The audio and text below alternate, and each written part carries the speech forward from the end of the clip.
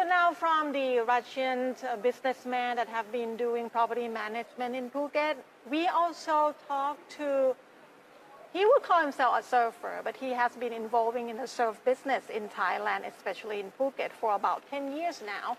And he said that he is an optimistic person, but he is also a realist. But if we talk to him, he is quite positive about this whole thing. Right. And we asked him about this as well. He said that while a lot of people remain concerned about the pandemic, people have mouths to feed, people have bills to pay, and people desperately need to work. So he said that he is excited about what's happening, and he said it is time to move on with life. It's exciting. I mean, everyone who lives in Phuket, has business here, is pumped. They're ready for it. I think it's gone on long enough that people have got the courage now to be like, all right, let's move on. And the fact that most people in Phuket are nearly vaccinated fully, I think it's definitely given people this relief, like, okay, I'm going to be okay now. So, yeah, let's open the doors, let's get into it. I know that you have many people in other countries busting to get to Thailand. They normally spend months every year here. Retired people or digital nomads or just people out here holidaying and traveling, right? I think there's many people that want to come. But with new restrictions and ways that they have to travel or things that they can and can't do, that's obviously going to keep people at home. So I don't think it's ever going to go back to the way it is. It's going to look different. So like many people we talk to, he knows things will not just go back to how they were. It will take time. But anyone who is on the doorsteps is welcome. Tim runs a surf business which provides surfing lessons to anyone interested. Several years ago, he said that he tried offering free lessons to Thais, but most just didn't want to be in the water. He said that they're not a confident swimmer, they're afraid of the ocean. But over the past year, however, surfing has become popular and everyone wants to try it. So though he lost his international tourist business, the rise in the popularity of surfing among Thais has helped to keep him afloat. Well, funny enough, during COVID, there was a boom of surfing. It was like the first big wave, the fad of surfing. It's sort of been growing, but it was just explosion.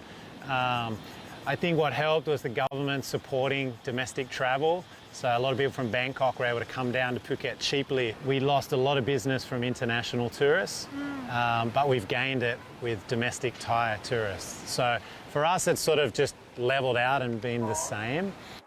So Tim said that the heart of his business, when it started, was to employ local people and give them a job.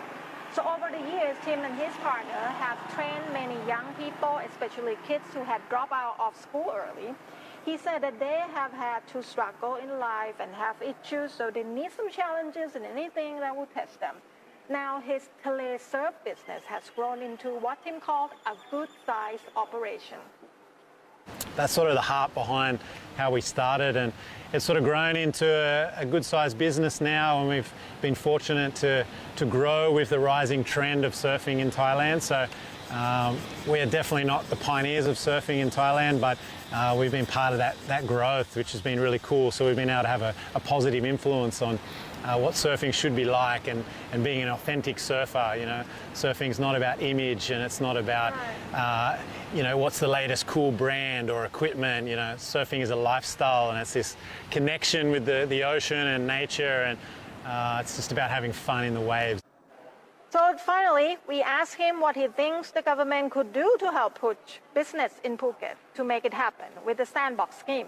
He said that because a lot of businesses are now closed, there should be some applications which provide current information about what people can do and where they can go when they are on the island.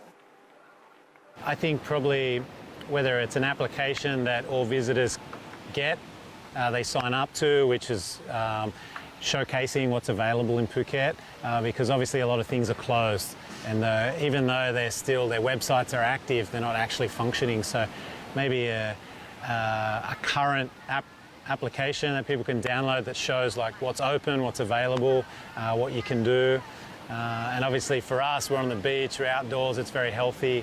And I think most people come to Phuket because they want to be on the beach. So Mm-hmm. It'd be good to be promoted that way for sure. He seems to be very optimistic right here. He's very positive and he looks very excited. He's smiling and super energetic.